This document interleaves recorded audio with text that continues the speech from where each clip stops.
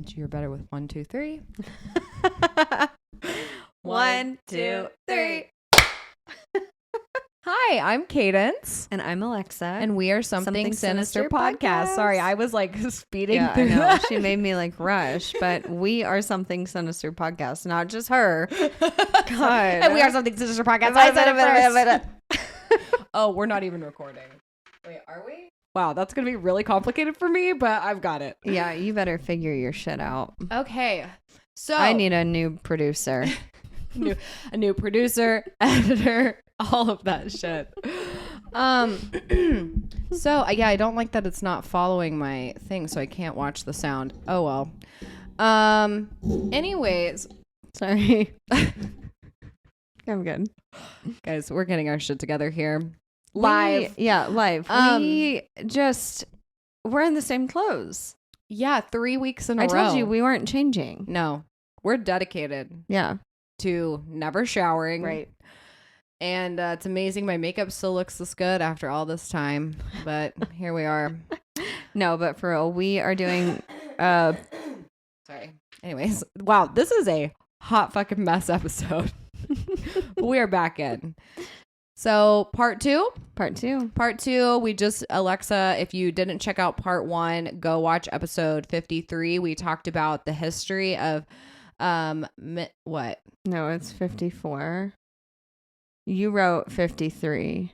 No, go watch 53 to get a background on what we're doing today. No, our What? Virgo episode was 53. Oh, okay, so that was 54. 54. So this is So you're- 55. Okay, sorry.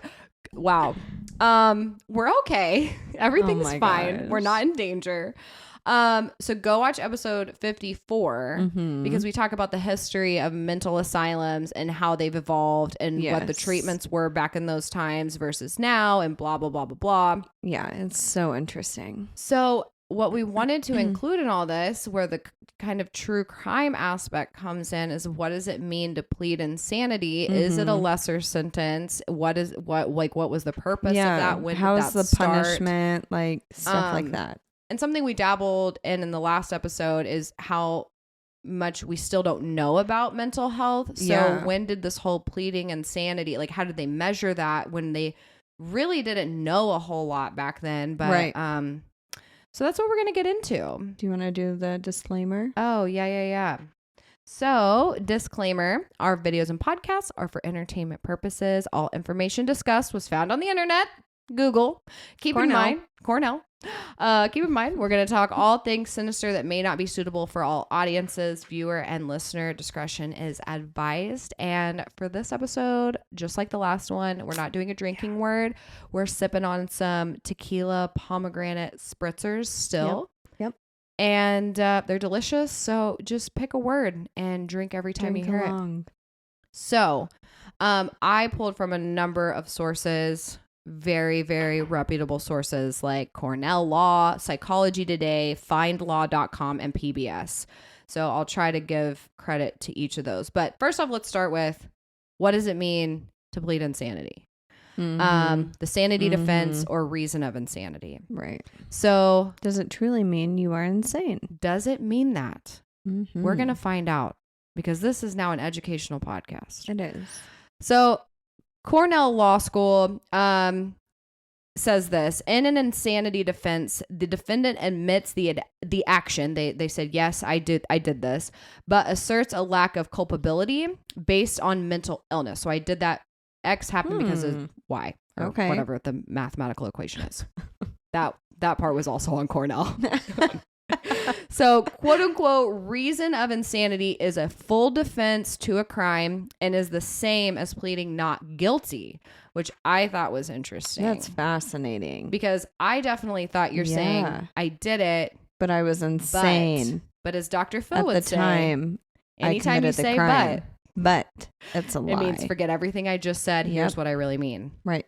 So, there is a thing called diminished capacity, which means you're pleading to a lesser crime used to prove against the intent of committing the crime. So like, yes, I shot that guy, but I was aiming for the leg, or like I was out practicing on a gun range or whatever. So anyways, so I've never heard of diminished capacity, but that's what it is.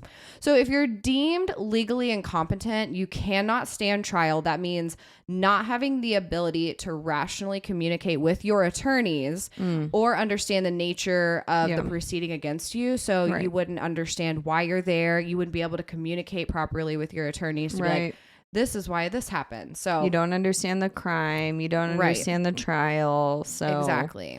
You're basically like, what? Okay. So insanity needs to be seen as something very specific, which makes it very hard to use since obviously that's hard to define. Like, what is that? Yeah. We don't know. Yeah. You can, anyways. Okay. So find law. This came from them. It is the least used and least successful defense strategy. That's interesting. It is interesting because you would think that anybody that commits a crime has some sort of mental illness. Yeah, and I feel like a lot of the serial killers that we talk about, they tried to say that they were mentally ill or plead insanity. They're like, oh, well, I don't remember what I did, at this time, or I blacked out. So that's fascinating. So your timeline started when with mental asylums? In like 1700s. Oh, well, with the asylums, the first physical asylum was in the 1700s in the U.S. Okay, gotcha.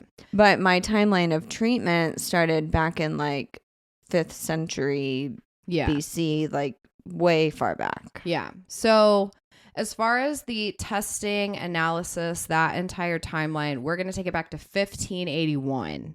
Okay. So a couple hundred years before the first mental facility. So courts wanted to establish a law for people who understood good from evil and people who didn't. They're like, this person, and I guess you can kind of think of that as a mental illness. Like, did they understand what they were doing? Did they know that that was wrong?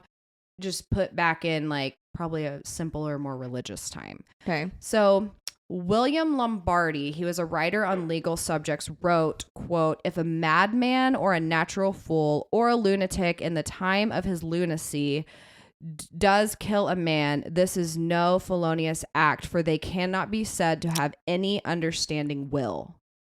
Wow. That's a very poetic way. So basically you're saying if they kill someone, they don't know why they did it, or they don't know what happened. Yes. So he is claiming that anybody who murdered somebody is mentally ill.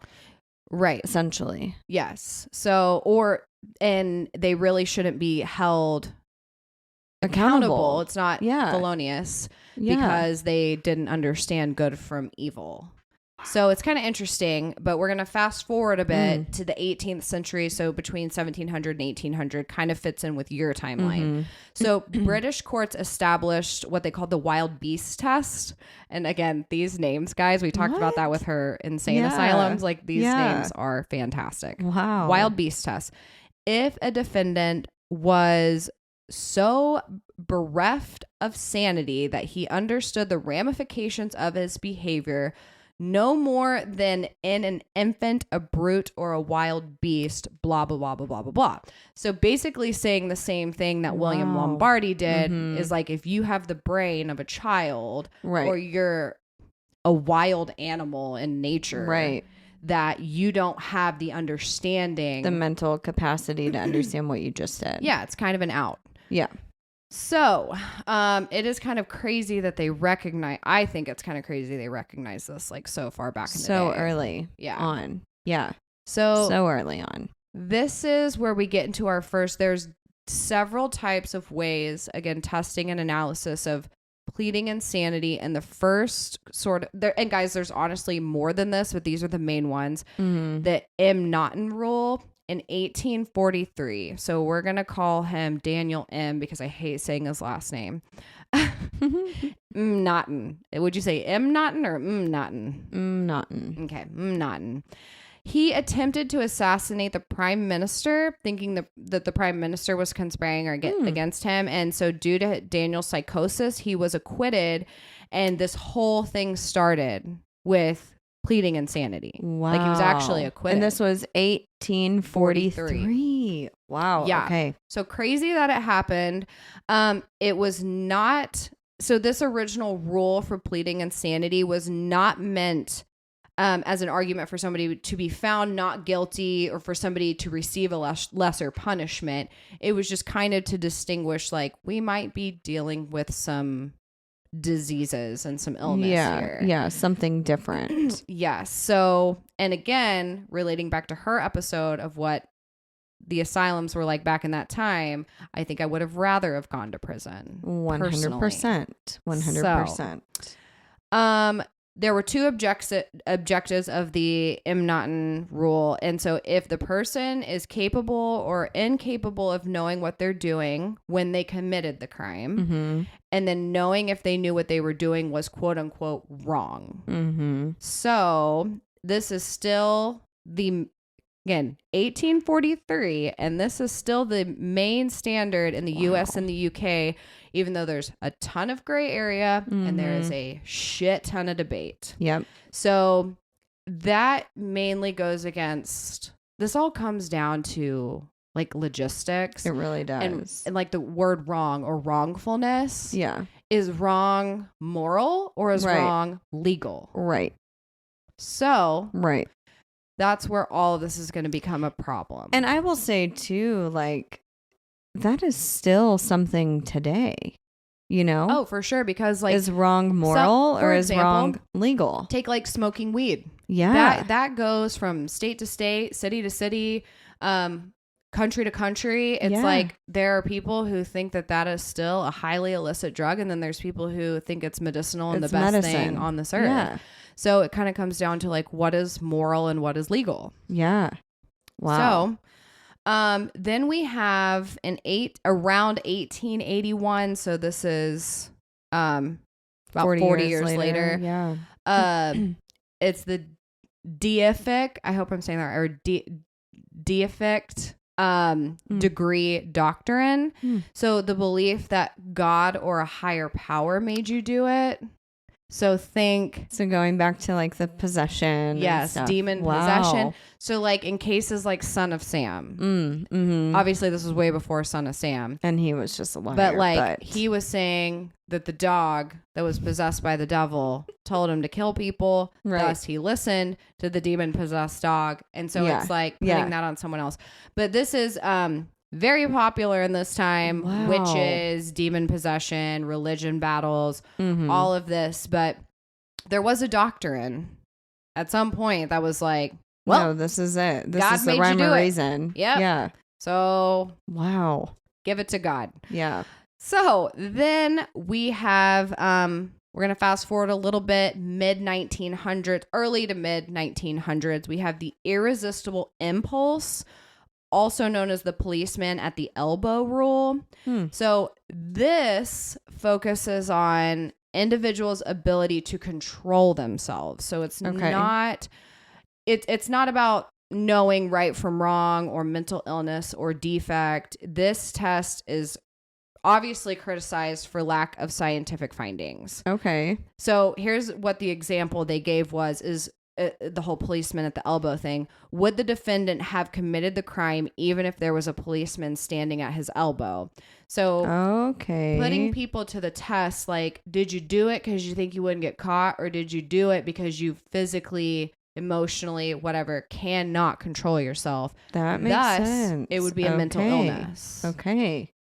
Wow, yes. That's fascinating. Which at the end of this episode, we are going to go over the official list, or at least like the main official list of mental illnesses. And so I'll just give you a spoiler alert. Like OCD is on that list. Obsessive compulsive disorder is on that list. So things like this kind of sound like, whoa, that's stupid. But like OCD is considered like a mental disease or defect or a mental disorder. Right. And it's an impulse control issue. Wow. So that's fascinating stuff. Yeah. Crazy to think about. Yeah. Then we have the Durham rule, or the product test, in the 1950s. So this is about the time of like electric shock therapy, right? Yeah. Okay. Yeah. So keep that in mind. They wanted this to be a progressive reinstatement of the M'Naghten rule. So, quote, that an accused is not criminally responsible in his unlawful act.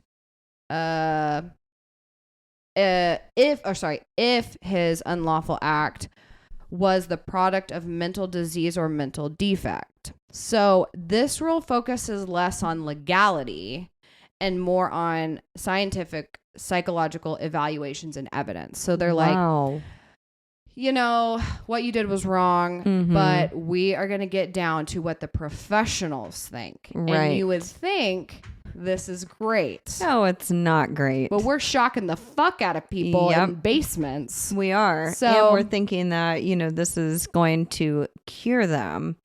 Right. And we see that it clearly did not. Exactly. So this Durham rule utilizes expert testimony, professional opinions, but is criticized because it's very conclusive. Very. They were like, yep, this is it. But the issue with that is you eliminate your jury.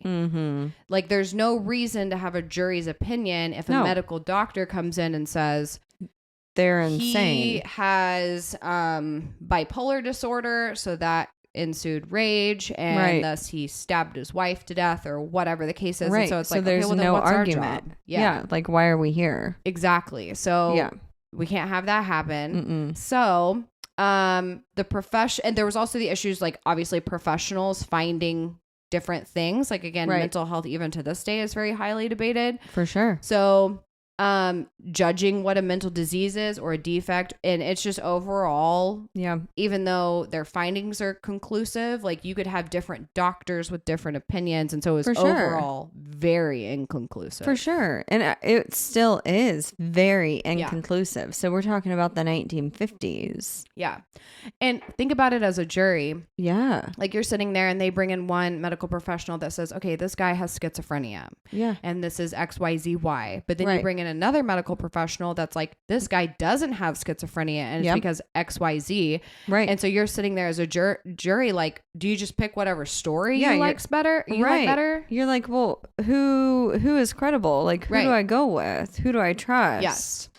Yeah, so it makes sense why. Yeah. So while it's conclusive, it's completely inconclusive. Yes. And so this was not a good thing. Right. So defendants could be found not guilty by reason of insanity, even though they knew it was wrong, even though they understood the process and their actions. Wow. So in the end, it was rejected by 22 states, and instead federal judges ruled in favor of what we call the Model Penal Code, which we're going to talk about next. Okay.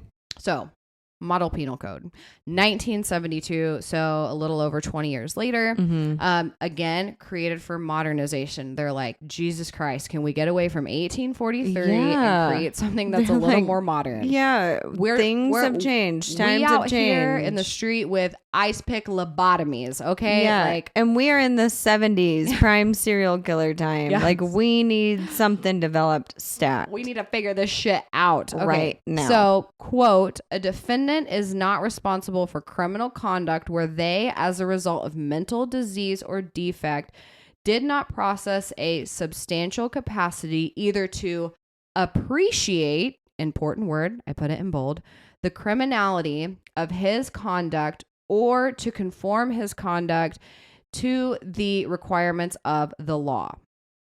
So let me break that down. So the word appreciate is super important. It's broad, but it's complex. Right. So when we appreciate something, does that mean that we like it? Does that mean that we just see the value in it? Do we, there's a lot.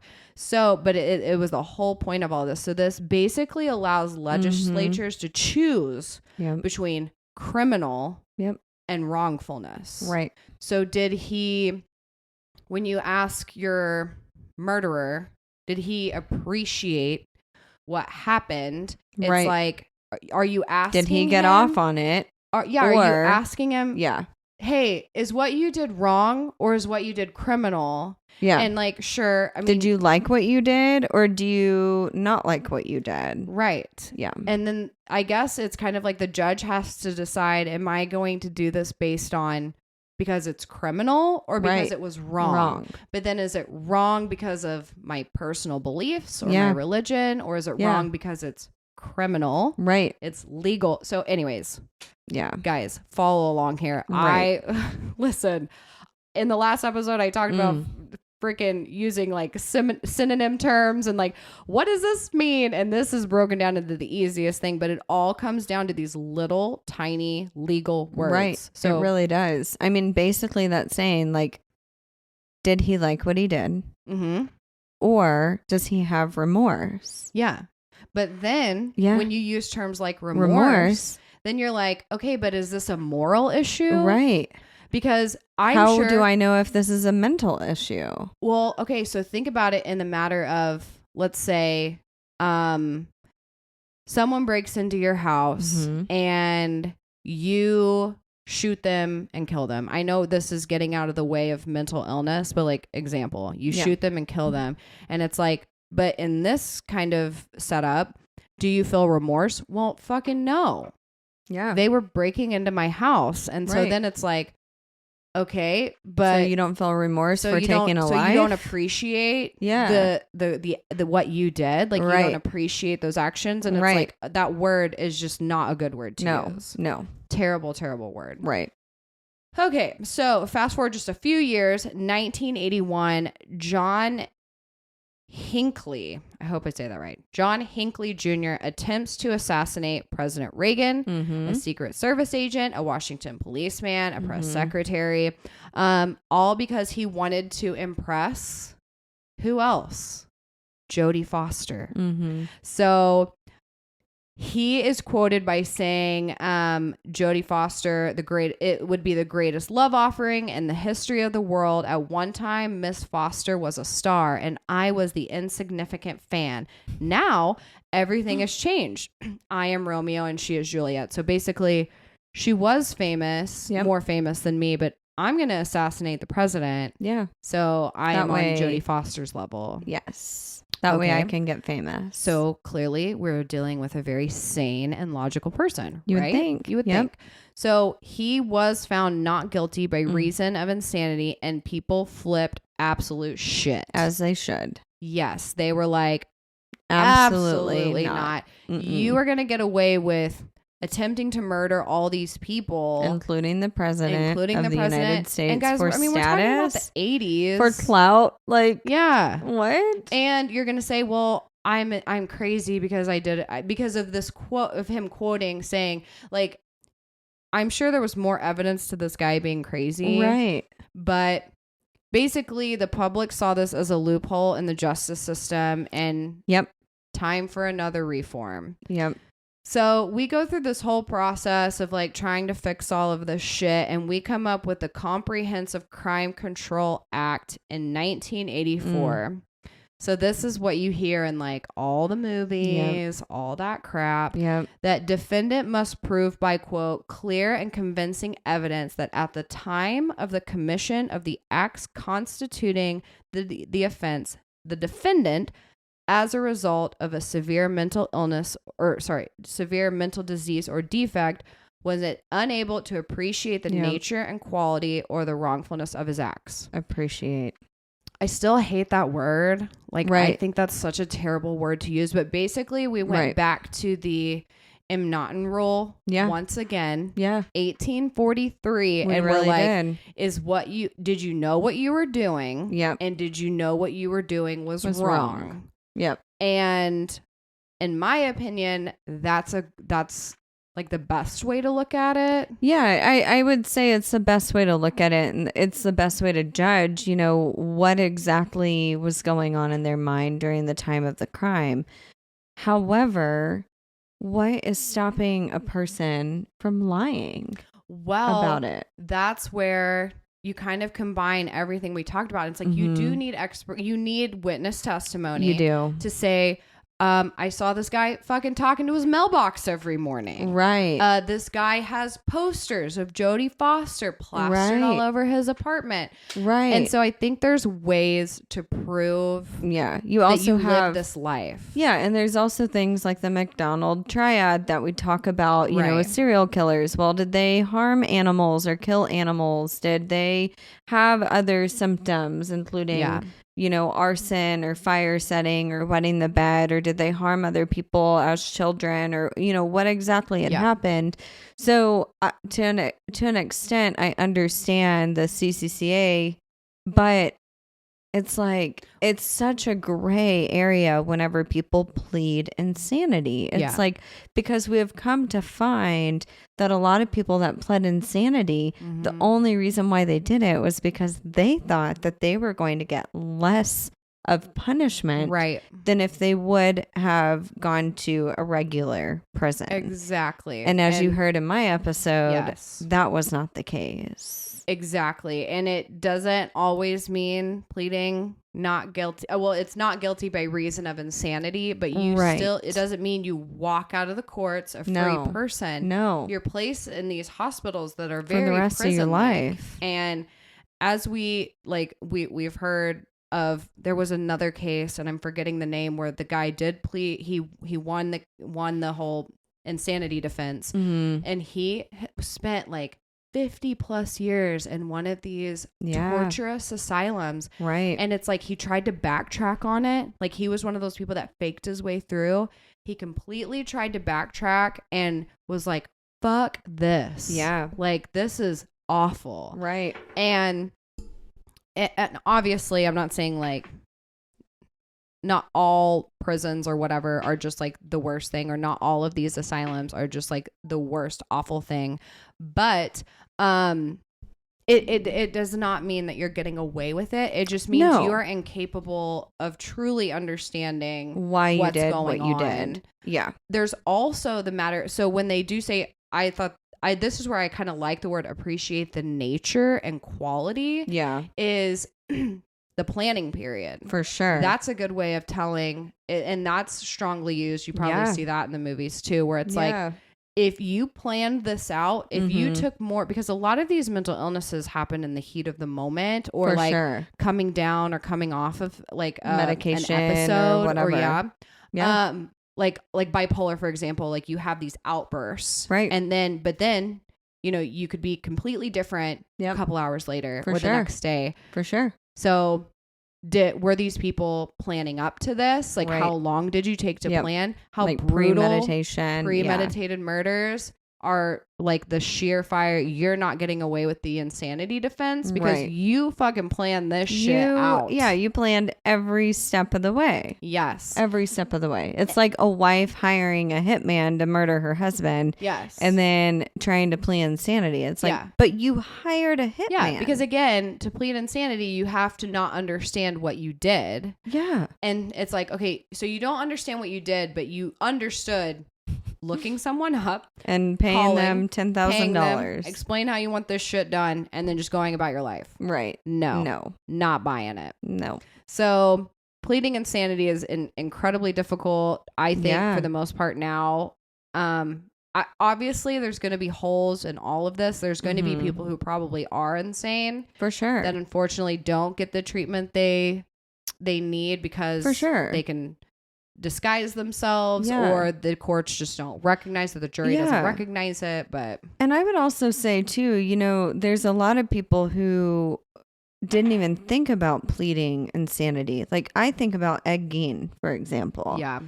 Like I feel like he could have easily pled insanity. Yeah, he fucking ate people.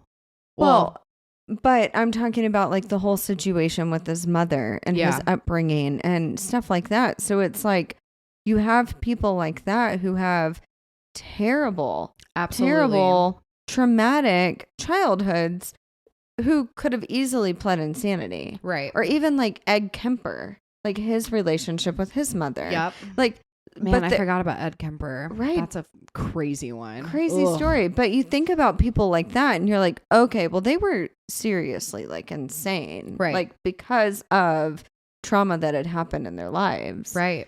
Or, I mean, but then at this whole like planning out period, right? What about somebody who is just actually psychotic and that's part of the mental illness, and they do plan shit out that's terrible. Right. Like look at like, I always refer back to the Toy Box Killer. Yes. And keeping a shed full of torture instruments basically is like your second home, and you have a recording ready to go of what you're going to play to your victims and all this. But you cannot tell me that guy wasn't fucking nuts. Yeah. Like he was insane. There was something wrong.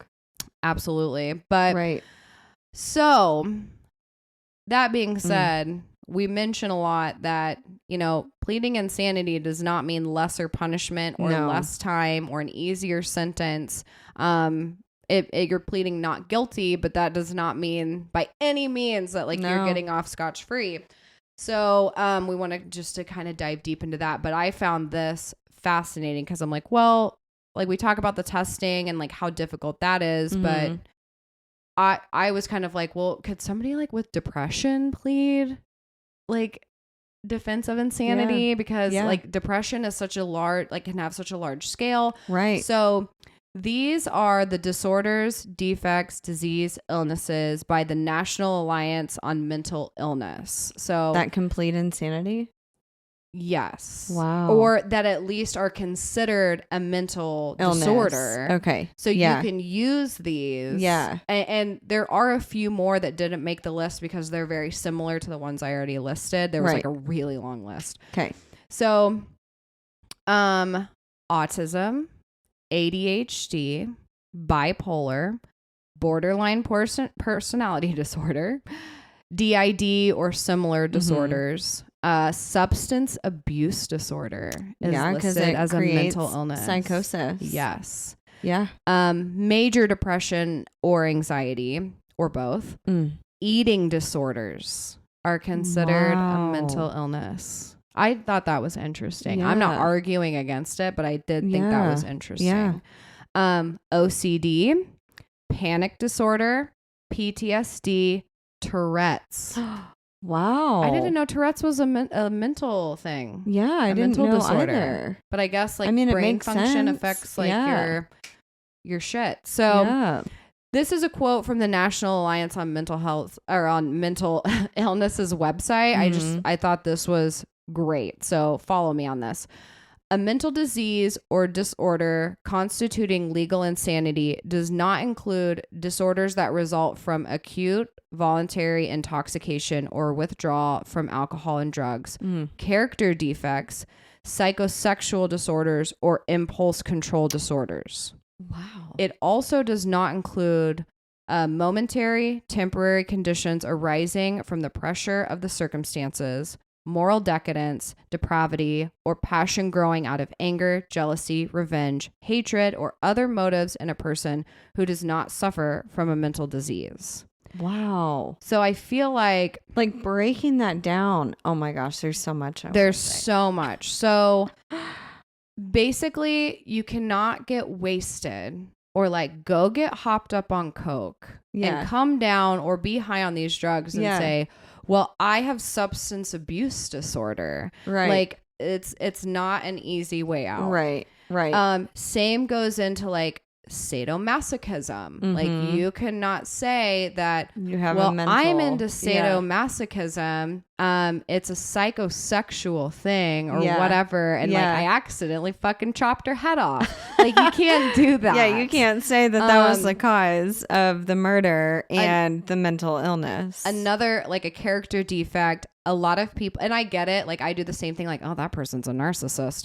But narcissism is an actual personality disorder. Yeah. It is diagnosable. And while people can have traits of narcissism, it doesn't mean you're a clinical narcissist. No. So when they say these disorders, a character momentary, defect, temporary conditions arising from anger, jealousy, revenge, stuff like all that. All these things, basically, there's you can't just have some of these traits. You have to be clinically diagnosed. You can't say, I had a burst of anger. Oh, I'm bipolar. Yeah, that's why I shot the guy. Right. So that's interesting. It's a deeper analysis on mental health. This made me feel a lot better about the plea of insanity. For sure. And I feel like reading that last part of it, makes me think of Ed Kemper or even Ed Gein again in that sense. It's okay, well, were they acting on revenge,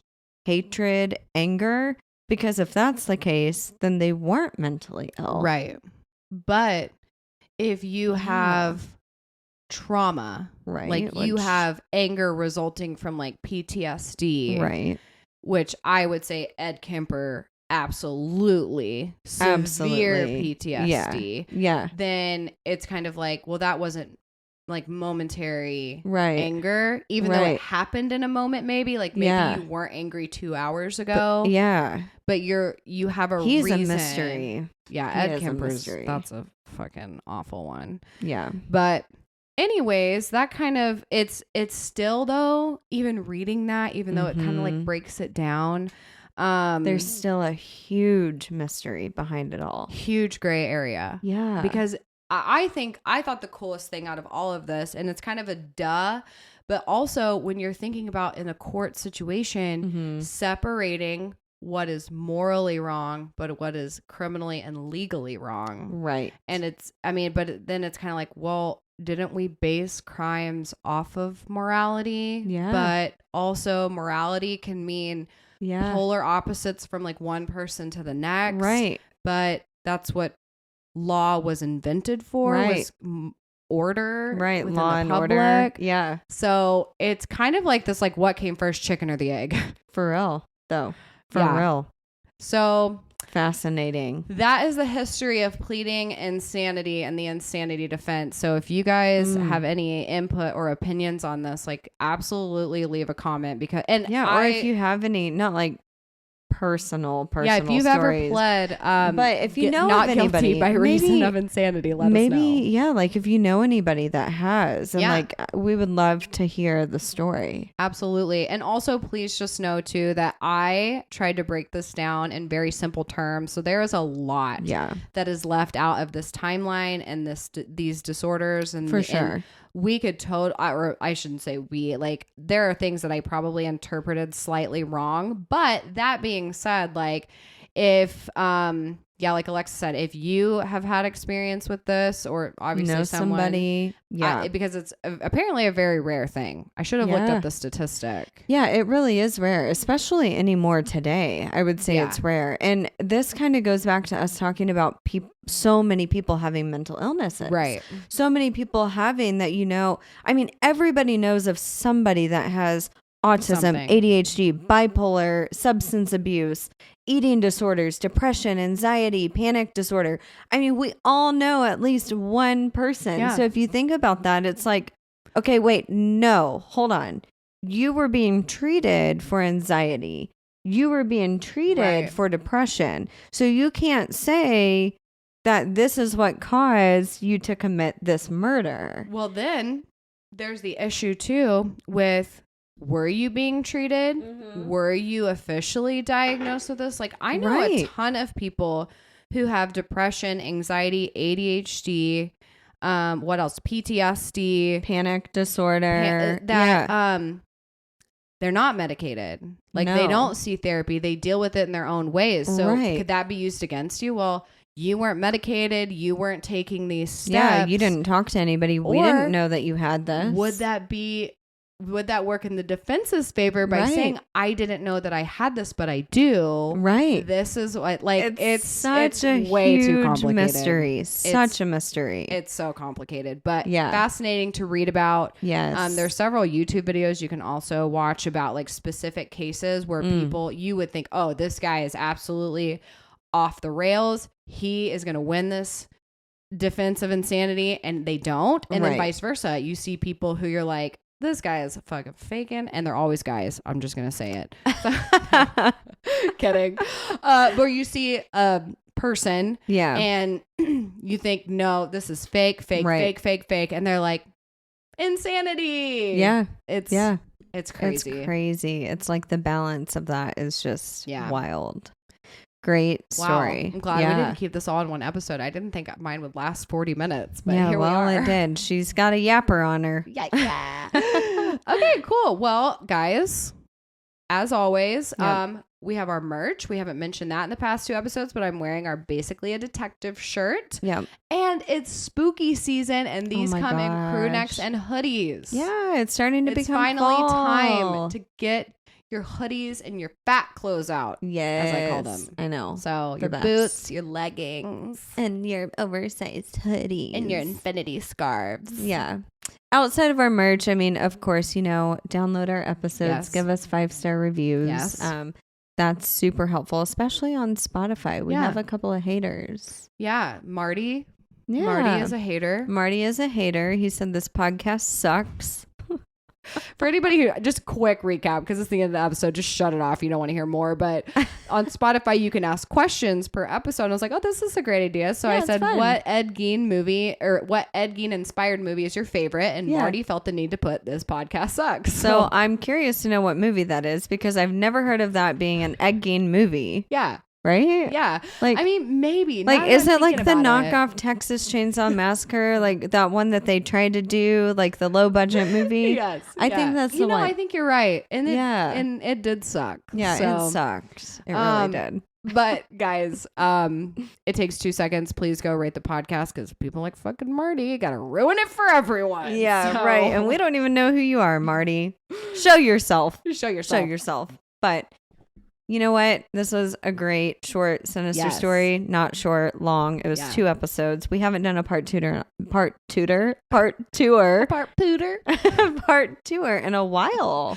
No, we haven't. We've been keeping our shit together, keeping it short, sweet, and to the point. Yeah. Short, sinister, and to the point. Short, sinister, and to the point. So welcome to spooky season officially, guys. We have Libras coming up next. So if you're a Libra, leave a comment. We want to know your so we darkest can block secret. You. But for real, stay sinister, y'all. Bye.